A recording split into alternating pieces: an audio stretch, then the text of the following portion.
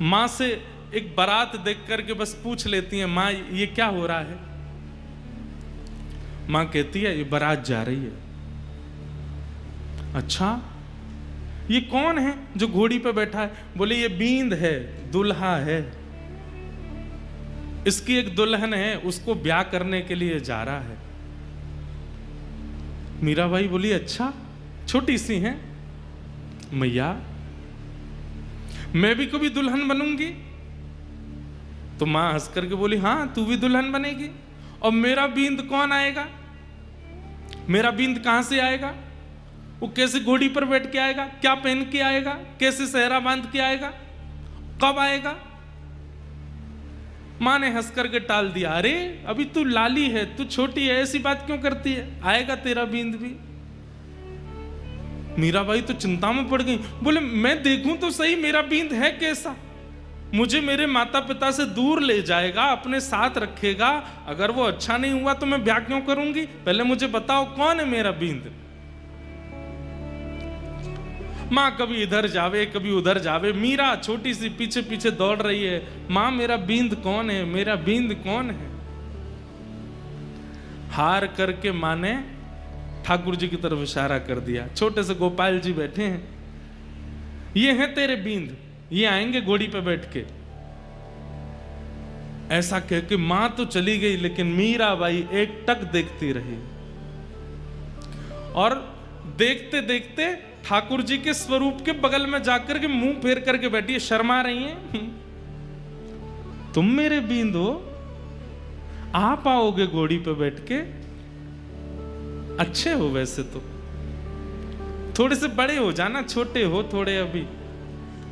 घोड़ी गोरी लेके आना, उस पर बैठ के आना, सेहरा पहन के आना, ऐसे वस्त्र पहन के आना, ऐसे ऐसे ऐसे ऐसे साज बजवाते हुए लाना। बस ऐसी मीरा के ठाकुर जी कब बने? जब उन्होंने मां के द्वारा कहे गए गोपाल जी को बाल्यकाल में ही अपना बींद मान लिया। माधवी नाम की गोपी हैं मीरा अपने पूर्व जन्म में। भगवान के एक सखा के साथ इनका विवाह हुआ। अधिकतर ज्यादा प्रसिद्धि इस बात की है कि श्री दामा के साथ में मीराबाई का ब्याह हुआ। ध्यान से सुनना, पूर्व जन्म में जब ये माधवी नाम की गोपी, ठाकुर जी भी छोटे से हैं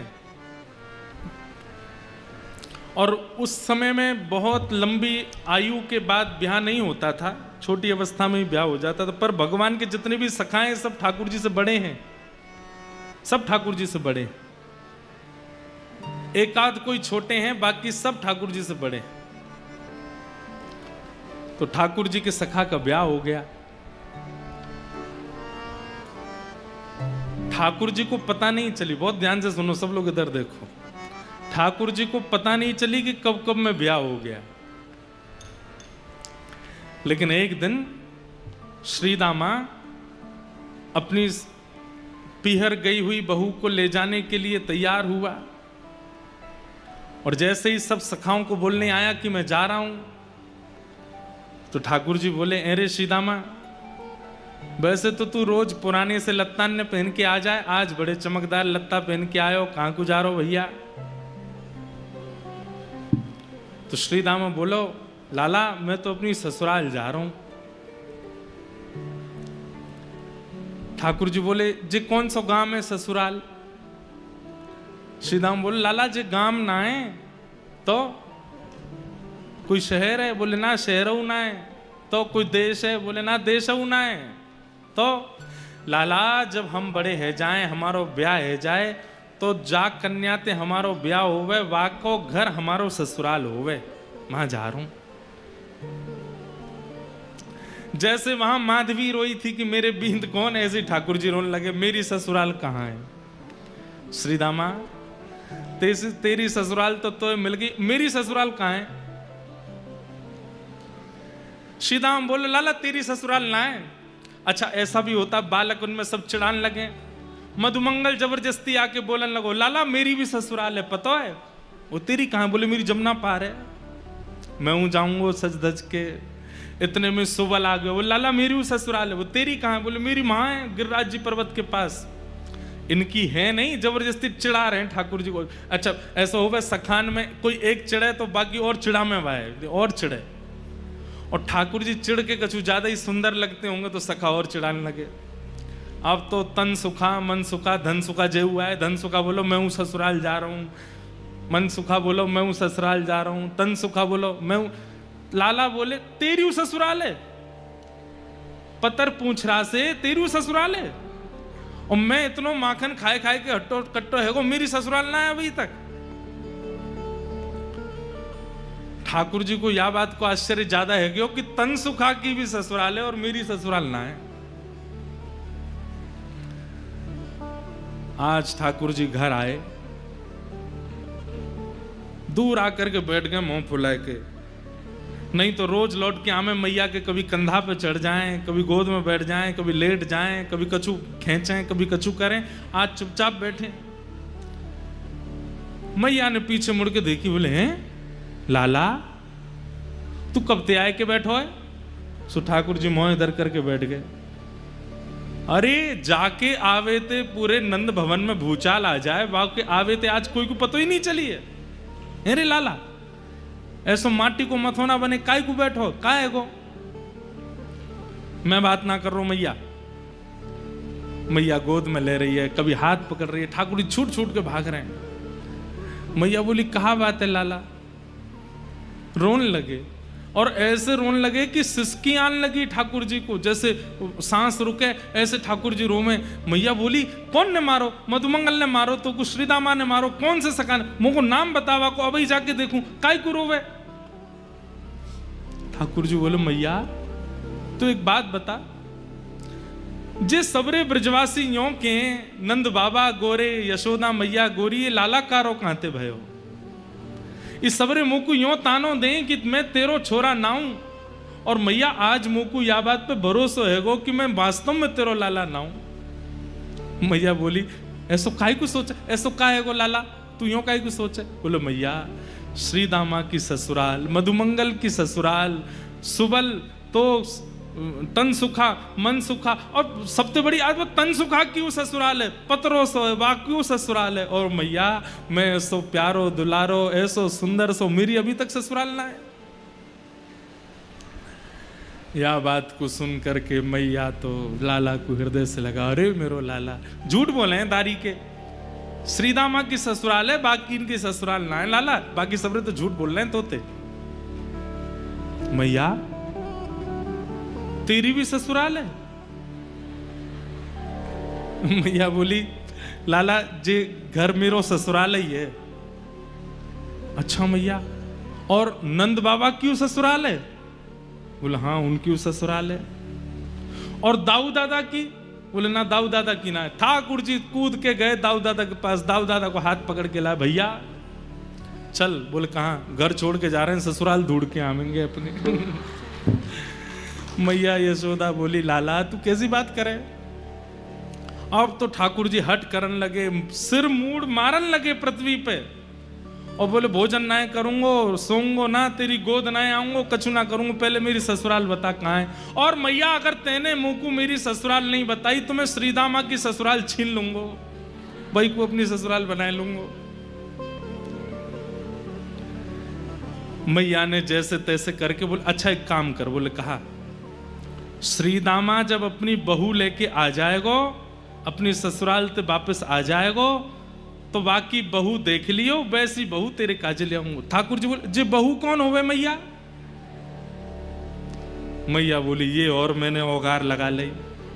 औगार समझे? ये ब्रज भाषा है। औगार मतलब अब कैसे समझाएं औगार क्या है? जो बला, ये और मैंने बला लगा ली, पहली ससुराल के काजे लड़ रहा हूं, बहू और बताओ कौन है? मैया बोली लाला। इतने में नंद बाबा आगे, बोले मैं बताऊं लाला, यहां पे आ। गोदी में बैठ गए। बोलो लाला ये तेरी मैया है ना? बोले हाँ। जे मेरी बहू है। बाबा मेरी मैया तुमने बहू बना ली और तुम्हारी मैया मैं बहू बनाऊंगा, तुम्हारी मैया कहाँ है? अपनी मैया बताओ, उनको मैं बहू बनाऊंगा।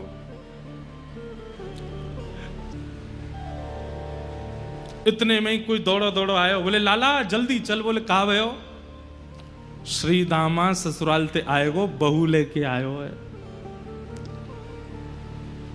ठाकुर जी तुरंत दौड़े, मेरी पीतांबरी कहाँ है, मेरी कारी कमरी कहाँ है, जल्दी लाओ पहन के। मैया बोली लाला कहा करेगो बहू को? बोले मैया मक्खन जैसा हो तो को खावे को खाऊंगो। लाला बहू खावे की चीज ना है, बहू तो देखवे की है, और फिर तेरा ब्याह हो जाएगा ना, फिर तू सब समझ में आ जाएगी। ठाकुर जी दौड़ करके गए, यहाँ श्री दामा अपनी बहू लेके, माधवी लेके आयो है। माधवी की माता जी ने माधवी को समझा के भेजा। बोले तू वापस अपने ससुराल जा रही है? बोले हाँ। सब चीज को ध्यान रखियो लाली, सास की बात मानियो, ससुर की सुनियो, पति की यूं करियो, आदि आदि सब बातें कहीं। और बोली तू एक बात तो गांठ बांध के जा। बोले कहा? बोले तेरे जो पति हैं श्रीदामा, इनको एक सखा है, वाको नाम है कन्हैया। बोले हाँ। चाहे कछु है जाए, जीवन भर तो को घूंघट में ही बूढ़ो है नो पड़ जाए, घूंघट में ही रही आई हो, लेकिन वाकू अपना मुख मत दिखाइयो। क्यों मैया? अरे मैंने ऐसी सुनी है कि वृंदावन में वो कन्हैया नेक्सो वो जाको मुख देख ले या जाको अपना मुख दिखाई दे, वाको पातिव्रत धर्म आदि सब नष्ट हो जाए, वो वही को है कि रह जाए। माधवी ने तो तभी घूंघट कर लियो, और घूंघट करके गांठ बांध दी। बोले मैया मैं सौगंध खा के कह रही हूं, मुख नहीं दिखाऊंगी। माधवी को समझाया कि तू कन्हैया को मुख मत दिखाना। माधवी ने गांठ बांध ली। बोले कि कोई बात नहीं मैया, अब तुम यही देखना। निकल पड़ी अपने ससुराल की ओर। यहां बीच रास्ते में ठाकुर जी आ गए और ठाकुर जी ने आके कही, अरे सीदामा आए गए हो? बोले हाँ। कैसी लगी ससुराल? बोले लाला जब मिलेगी तो को तो पता चलेगी कितना सुख मिले ससुराल जावे में। ठाकुर जी बोले अच्छा बहू कहाँ है? बोले पीछे बैठी है। सीदामा ने इशारा कियो। बोले अरे माधवी मेरो सखा है कन्हैया, या को मुख दिखाए दे। जैसी सुनी कन्हैया आ रहे हैं महाराज, घूंघट लेकर के ऐसे पकड़ करके माधवी बैठ गई। बोले ये तो वही है जिसके लिए मैया ने मना किया। हाथ पांव कांपने लगे। जिनका मुख देख करके सारी पीड़ाएं दूर हो जाती हैं, सारे कंटक दूर हो जाते हैं, वो सामने खड़े हैं और माधवी अपना मुंह बंद करके, घूंघट करके, आंख बंद करके खड़ी है। ठाकुर जी से मुख छुपा ले। ठाकुर जी तो अंदर ही बैठ गए पालकी में और कह रहे हैं भाभी जी ने मुख दिखाई दो अपनो। मैया ने कही है आपको मुख देख करके जाऊंगा और फिर जैसा बताऊंगा वैसी बहू मेरी आवेगी, नेक दिखाए दो। माधवी तो ऐसे बैठ जाए, कभी ऐसे बैठ जाए। ठाकुर जी ने पास जाए तो दूर रह जाए, मुख नहीं दिखावे। ठाकुर जी ने चरण तक पकड़ लिए। बोले अरे भाभी जी ने मुख दिखाई दो, मैं तुम्हारे पाम पर रहा हूं, नेक दिखाए तो दो। लेकिन माधवी ने मुख नहीं दिखाया। नन्हे से गोपाल जी को क्रोध आ गया। बोले बड़ो गुमान करके बैठी है अपने मोहड़े को, तेने मुंह को मुख नहीं दिखायो ना। आज इतनी याचना करने पर भी मुख नहीं दिखायो। मैं तो को वचन दे के जा रहा हूं, एक नहीं दो दो जन्मन तक याचना करेगी तब भी मेरो मुख नहीं दिखेगा तो को, और युगन तक प्रतीक्षा करेगी तब भी मेरो मुख दिखेगा नहीं तो को। बड़े बड़े कष्ट सहने पड़ेंगे, बड़ो श्रम करना पड़ेगा तब जाकर के मेरो मुख दिखेगा तो को। माधवी बोल पड़ी, मैं क्यों तड़पूंगी तुम्हारे मुख देखवे को? मोह तड़पे की आवश्यकता नहीं है, चले जाओ, कभी मुख मत दिखाइयो अपनो। ठाकुर जी बोले ये तो समय बताएगा, और ऐसा कहकर के ठाकुर जी चले गए। माधवी को तो लगी आज जैसे जान बची हो, लेकिन कौन जानता था कि वो किस भाव से वंचित हो रही है। लौट करके माधवी जब अपने ससुराल पहुंची, रहने लगी वहां पर। अब तो स्थिति ऐसी है कि गोपियों के साथ यमुना जल भरने जाती है तो गोपियां कृष्ण की बात करती हैं, लौट करके घर आती है तो सास ननद कृष्ण की बात करते हैं, रात्रि में कहीं घूमने जाती है बैठती है सखियों के बीच में तो वहां भी कृष्ण की बात करते हैं। अरे तेने देखी नंद को लाला आज कहा पहन के डोल रहा, अरे तेने देखी नंद के कन्हैया ने वाह वारी गोपी के यहां आज ऐसे ऐसी लीला करी। माधवी कहती है तुम पे और कोई बात नहीं है, तुम्हारे अपने पति हैं, तुम्हारे अपने बाल बच्चे हैं, वो नंद जी के लाला पर पुरुष की ओर ऐसी कुदृष्टि क्यों रखती हो। सब गोपी घेर करके कहती हैं हेरी माधवी तेने अभी तक देखो ना है दिखे नंद को लाला। दूसरी गोपी बोली हम बे जैसे वो सामने थे आमे जे घूंघट कर ले लंबो और देखे ही ना उनकी ओर। माधवी बोली देखा नहीं है और देखूंगी भी नहीं और ना मुझे आवश्यकता है। आहा सब गोपी कहने लगी अरे माधवी कैसा लगे कन्हैया को देख के पता है,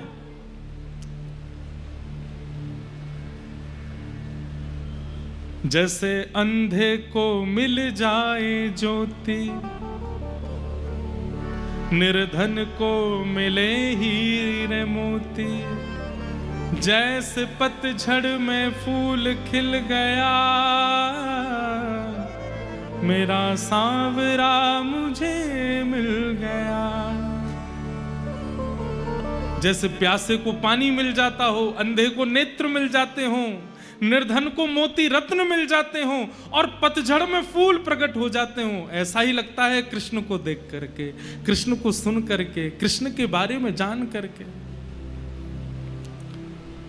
माधवी उठ खड़ी हुई, ना तो मैं अंधी हूं, ना मैं बहरी हूं और ना मैं प्यासी हूं, तुम देखो मुझे नहीं देखना। अब तो माधवी अकेली जाती है जल भरने के लिए, अकेली बैठी रहती है, क्यों सबके बीच में जाऊं तो कृष्ण की बात करते हैं। ठाकुर जी दो कोई मिलते हैं, एक बात तो लिख ही लेना, या तो वो जो 24 घंटा इनको सोचते रहे और या वो जो इनसे दूर ही दूर भागे, ये दो कोई मिलते हैं। बीच वाले तो कई बार मझधार सी में ही रह जाते हैं। ये दो कोई पकड़ते हैं, या तो एक वो जो श्वास श्वास पे इनको बचता है, या एक वो जो इनसे जितना हो सके दूर भागने की कोशिश करता है, उसी को पकड़ते हैं। आज ठाकुर जी ने मन बना लियो कि आज या माधवी को अपने रस को आस्वादन कराऊं। अब देखो लीला रूप में तो कुछ भी चल रहा हो, लेकिन ठाकुर जी को पूरे विश्व को प्रेम की पराकाष्ठा दिखानी है मीरा के रूप में, इसलिए मीरा का निर्माण कर रहे हैं ठाकुर जी।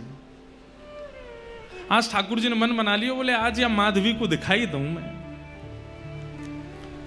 रात्रि में सोई है और तभी सोते हुए ठाकुर जी ने अपना जैसे मानो जैसे प्रेम जाल फैला दिया हो आसपास। रात्रि के 2-2:30 बजे हैं और 2-2:30 बजे ही माधवी को ऐसा लगने लगा कि भोर हो गई है और मेरे जल भरने जाने का समय हो गया है, और उठ करके खड़ी हो गई माधवी। तुरंत अपने वस्त्र आभूषण पहने और पहन करके मटकी लेकर के निकल पड़ी यमुना जी की ओर। आगे पीछे देखती है कि आज हलचल नहीं हो रही है, आज कोई भी गोपी अभी तक उठी नहीं है। अरे सूर्य उदय होने वाला है, अभी तक कोई जागी नहीं।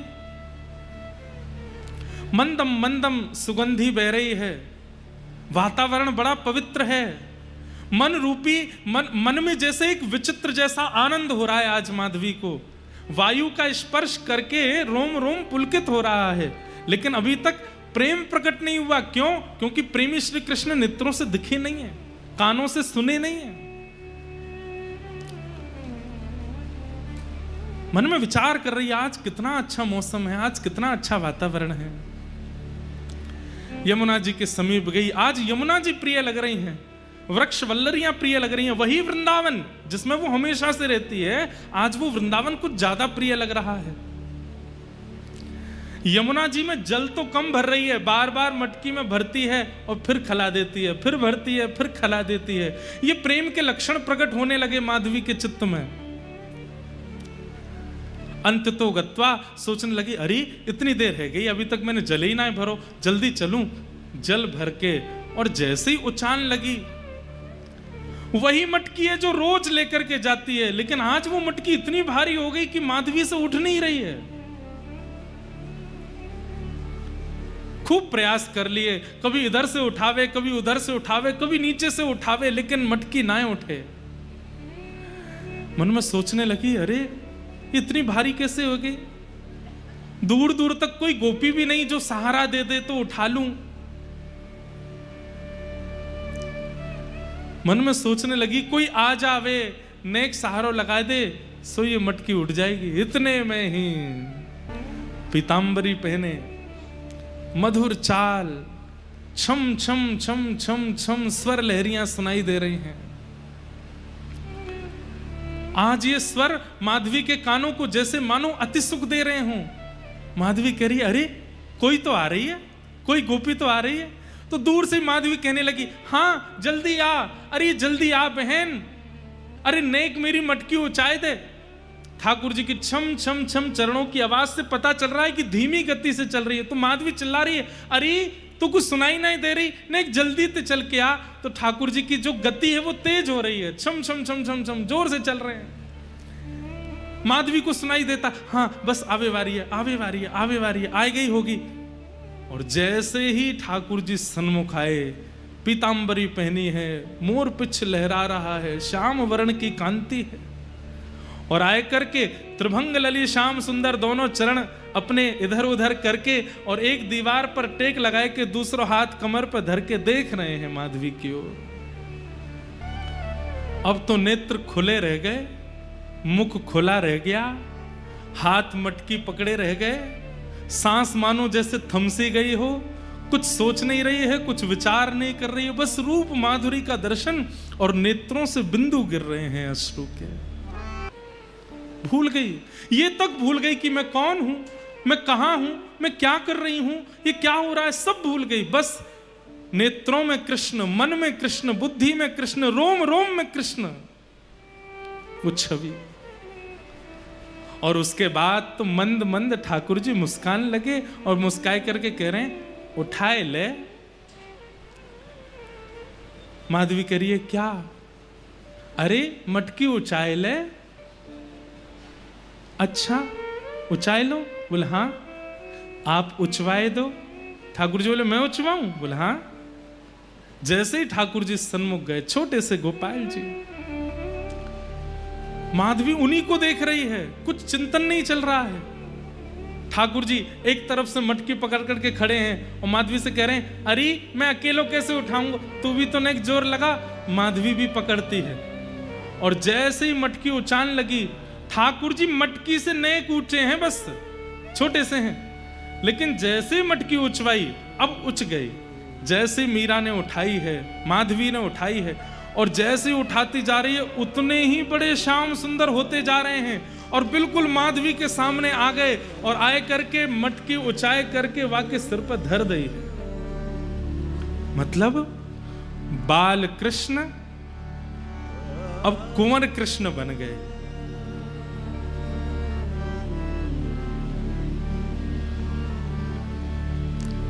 नेत्रों के ठीक सामने खड़े, होठ कांप रहे हैं, हाथ कांप रहे हैं, सोच नहीं पा रही है, सुध बुध नहीं है तन में। ठाकुर जी बोली, उच गई? मीरा बोली हाँ। अब जाऊं मैं? माधवी कहती है नहीं, मत जाओ, यहीं रहो, सन्मुख रहो। ठाकुर जी बोले, तेने तो मुख नहीं दिखायो ना मोकू, अब मैं नहीं दिखाऊंगा। और ऐसा कहकर के ठाकुर जी जा रहे हैं और माधवी रो रही है। कभी हाथ पकड़ती है, पर जैसे ही हाथ पकड़ती है हाथ अंतर ध्यान हो जाता है, कंधा पकड़ती है अंतर ध्यान हो जाते हैं, केश लहरा रहे हैं, केश पकड़ती है, सर्वांगण कृष्ण अंतर ध्यान हो गए। अब तो वो माधवी व्याकुल हो गई, मटकी दूर गिरी है, जल फैल गया है, ढूंढ रही है, कभी किसी गली में जाती है, कभी किसी द्वार पर। अभी आधी रात हो रही है, सब ब्रजवासी सो रहे हैं, और माधवी ढूंढ रही है, कहां चले गए श्याम सुंदर। बस निर्माण हो गया एक प्रेम की ऐसी धारा का, जिस धारा में आज तक गोते लगा करके कितने जीव प्रेम की गति को प्राप्त कर लेते हैं। बंधुओं, आपको पता है ये जो अभी हम सुन रहे थे ना, ये अंतिम दर्शन था ठाकुर जी का। इसके बाद मीराबाई को कम से कम 10,000 साल तक ठाकुर जी नहीं दिखे। ये अंतिम दर्शन था मीराबाई का। इसके बाद पदों में जो भी गाया मीराबाई ने, वो इसी दर्शन का भाव गाया है। यही दिखे हैं बस ठाकुर जी, इसके बाद दिखे नहीं है ठाकुर जी। इतना लंबा विरह शायद किसी ने नहीं सहा होगा जितना लंबा विरह मीरा ने सहा। नहीं दिखे ठाकुर जी। अब तो माधवी ऐसी हो गई है कि सुध ना रही तन मन की। अब तो भोर हो गई, सब गोपियां सामने से आती हैं तो माधवी स्वयं को छुपाती है, नेत्रों के अश्रुओं को छुपाती है, अपनी मन की स्थिति को छुपाती है। हाथ पैर कांपते हैं उसके। भोजन बनाती है पर भोजन बन नहीं पाता, रोटी बनाती है तो रोटी जल जाती है, श्रृंगार करती है तो श्रृंगार नहीं कर पाती है, कोई काम सही से बन नहीं पाता मीराबाई से, माधवी से।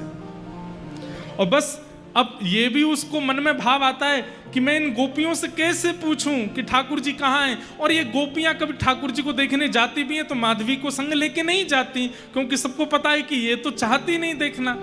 तो माधवी भी कहने में झिझकती है कि मैं कैसे कहूं कि मुझे ले चलो, पहले मैंने इतनी बुराई जो की है। छिप कर के कभी माधवी जाती भी है तो ठाकुर जी का दर्शन नहीं होता। धीरे धीरे ठाकुर जी बड़े हो गए। 7 वर्ष की आयु जब हुई और इंद्र पूजा मिटा करके जब ठाकुर जी ने गिरिराज पूजन कराया, सब ब्रजवासी गोवर्धन गए, उनमें माधवी भी गई है। आज माधवी के मन में एक आशा है, आज कृष्ण दिखेंगे, आज श्याम सुंदर दिखेंगे, आज मुझे कन्हैया जरूर दिखेंगे। लेकिन लाखों की तादाद में ब्रजवासी हैं, उनमें कभी पीतांबरी दिखती है दूर से, कभी एक भुजा दिख जाती है, कभी कोई उंगली दिख जाती है, कभी केश दिख जाते हैं, पर मुखमंडल नहीं दिख रहा। ऐसी योजना बनती है कि मीराबाई जितना भी घूम घूम के आती है माधवी, ठाकुर जी को देख ही नहीं पाती।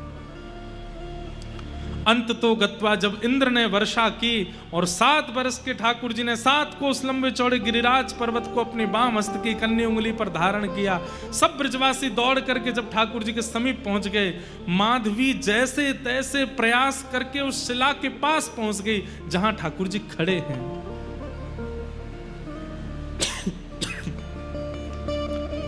और जैसे ही उस शिला के पास पहुंच करके नेत्र खोल करके देखा है, जैसे ही ठाकुर जी की ओर देखा तो बाहर तो इंद्र वर्षा कर रहे, इतना जल गिर रहा है, आने लगा। माधवी के नेत्र इतने जलों से भर गए, बार बार पहुंचती है पर जैसे ही खोलती है मानो जैसे आंसुओं की पिचकारी चल रही हो नेत्रों से, देख नहीं पा रही ठाकुर जी को। चरणों में गिर गई, लिपट गई, बोले नाथ मुझे क्षमा कर दो, मुझे पता है आप मुझसे नाराज हैं, आप मुझसे रूठ गए, इसलिए मेरी ऐसी स्थिति कर दी है कि सब देख रहे हैं आपको पर मैं आपको देख नहीं पा रही हूं, मुझे आपका दर्शन नहीं हो रहा है।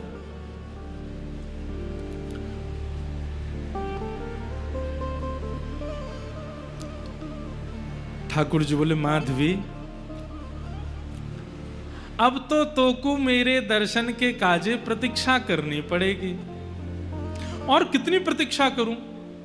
4 वर्ष पहले आप यमुना घाट पर आए थे मटकी उचाने के लिए, अब अभी तक मुझे दर्शन नहीं हुए और अब मैं सामने खड़ी हूं तो इतने अश्रु आ रहे हैं कि मैं देख नहीं पा रही हूं। अब ही तो नेक और प्रतीक्षा करनी पड़ेगी। माधवी बोली कितनी प्रतीक्षा? ठाकुर जी बोले 1 युग, 1 युग की प्रतीक्षा। माधवी तो मानो जैसे बावरी हो गई हो सुनकर के। प्रतीक्षा की घड़ी होती है 1 वर्ष, 6 महीने, 5 महीने। अरे कोई व्यक्ति प्यासा हो और उससे कह दिया जाए कि तुम तो जल कभी पी ही नहीं सकते क्योंकि जल पीते ही प्राण निकल जाएंगे, तो भी वो जलपान कर लेगा। आपने तो मुझसे जल का सिंधु ही दूर कर दिया। 1 युग कोई प्रतीक्षा होती है? ठाकुर जी बोले जितनी लंबी प्रतीक्षा, जितनी बड़ी प्रतीक्षा होगी उतना पवित्र प्रेम प्रकट होगा माधवी। और अब मैंने कह दिया है, अब तुम प्रतीक्षा करो। द्वापर युग जब निकल जाएगा तब कलयुग प्रारंभ होगा, और कलयुग प्रारंभ होने के कुछ हजार वर्ष व्यतीत होने के बाद में मध्य में भक्ति शतक आएगा। 100 वर्ष तक भारत में केवल भक्तों के जन्म होंगे, तभी मेड़ता में तुम्हारा जन्म होगा और तुम मेरी परम भक्ता बनकर के वहां आओगी, और वहां आकर के तुम बचपन से ही मेरी स्थिति में रहोगी। तभी एक संत तुम्हारे गांव में आएंगे, उनके सेवा के ठाकुर जी के रूप में मैं ही आऊंगा, और उन संत से तुम मुझे मांग लोगी। मुझे देखते ही तुम्हें अपने पूर्व जन्म यानी कि इस जन्म की सारी यादें ताजा हो जाएंगी, और तुम मेरे को प्राप्त करके फिर मेरे साथ रहोगे।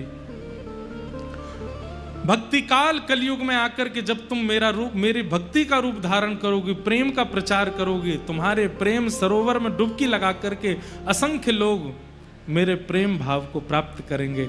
इसलिए तुम्हारा प्रतीक्षा करना आवश्यक है। अब जाओ, प्रतीक्षा करो। इतना बड़ा विरह तो भगवान ने किसी को नहीं दिया है जितना बड़ा विरह माधवी को दिया है। गोवर्धन पूजा के बाद माधवी कहां गई किसी को नहीं पता, और उसके बाद हजारों वर्ष व्यतीत हो गए, कलयुग प्रारंभ हो गया। कलयुग में भी हजारों वर्ष व्यतीत हो गए, और आज से लगभग 450-500 वर्ष पूर्व भारत भूमि में वही माधवी भक्तिमती मीरा के रूप में जन्मी है। बोलो भक्त वत्सल भगवान की।